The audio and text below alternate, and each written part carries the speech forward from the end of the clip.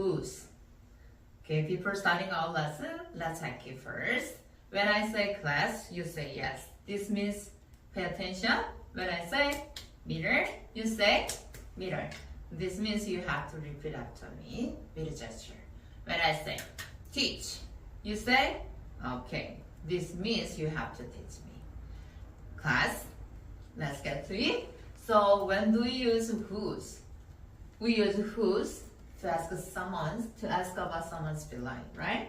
So look at this. Whose singular noun, whose plural noun. Okay, class, mirror.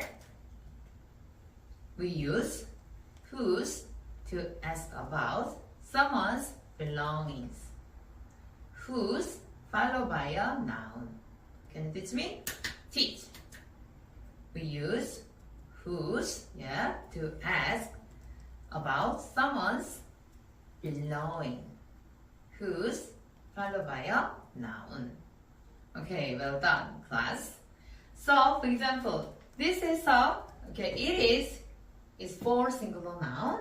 They are for plural noun. Class, mirror. For example, whose hat is it? It is May's hat.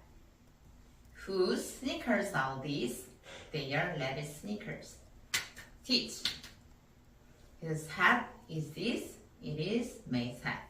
Yeah. Whose sneakers are these? They are ladies' sneakers. Thank you for watching. Bye.